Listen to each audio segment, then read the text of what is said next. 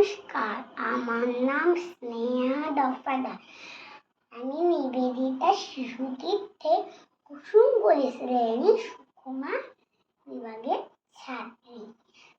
আজ 22শে শ্রাবণ, কবি রবীন্দ্রনাথ ঠাকুরকে আমি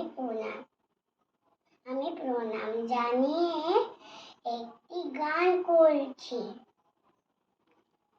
আগুনের পরশ মনে ছোঁয়াও প্রাণে, এ জীবন পূর্ণ করো, এ জীবন পূর্ণ করো।